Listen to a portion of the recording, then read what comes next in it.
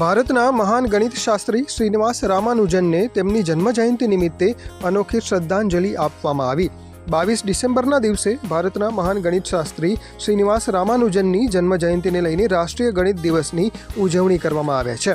ત્યારે સુરતની હિલ્સ હાઈસ્કૂલના શિક્ષિકા અને વિદ્યાર્થીનીઓએ રંગોળી બનાવીને શ્રીનિવાસ રામાનુજનને શ્રદ્ધાંજલિ આપી।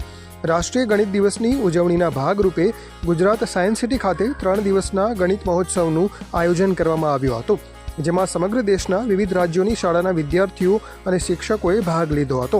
આ ગણિત મહોત્સવમાં સુરતની હિલ્સ હાઈસ્કૂલના વિદ્યાર્થીઓ અને શિક્ષકોએ પણ ભાગ લીધો હતો। ત્યારે હાઈસ્કૂલની શિક્ષિકા અને વિદ્યાર્થીનીઓએ શ્રીનિવાસ રામાનુજનની આકર્ષક રંગોળી બનાવીને તેમને અનોખી રીતે શ્રદ્ધાંજલિ આપી હતી, જે રંગોળી ગણિત મહોત્સવમાં આવતા લોકો માટે આકર્ષણનું કેન્દ્ર બની હતી। આ રંગોળી બનાવતા તેમને 6 થી 7 કલાક જેટલો સમય લાગ્યો હતો।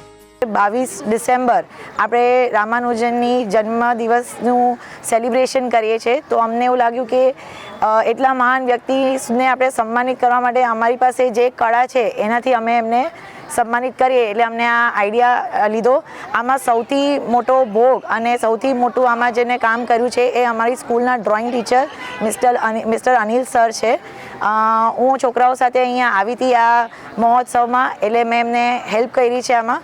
અને રંગોળીનો આઈડિયા એટલા માટે આવ્યો કારણ કે જ્યારે અમારા છોકરાઓ સ્ટેટ લેવલ પર હતા ત્યારે રંગોળીનું કોમ્પિટિશન હતું, પણ એ પેપર પર હતું અને અમને આ વખતે એવું કંઈ નેશનલ પર કોમ્પિટિશન ના હતું, પણ અમને થયું કે જ્યારે આટલી કળા છે તો અમને એક સન્માન આપવા માટે જો આ પ્લેટફોર્મ મળી શકે તો અમે અહીંયા રિક્વેસ્ટ કરી હતી ને એમને બહુ આનંદપૂર્વક અમને વેલકમ કર્યું એ વસ્તુ માટે, જેના માટે અમે આખા રામાનુજન પરિવારના બહુ આભારી છીએ।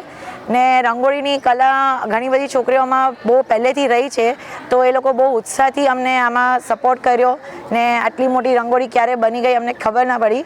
અમે આને લગભગ 11:30-12 વાગે ચાલુ કર્યું હતું, જેને પત્તા લગભગ 5-5:30 જેવું થયું હતું, પણ કોઈને આમ ના ખાવાનું યાદ આવ્યું ના પીવાનું યાદ આવ્યું, એટલા અમને મોજથી આ કરવા મળ્યું ને એટલો સપોર્ટ મળ્યો અહીંયાથી।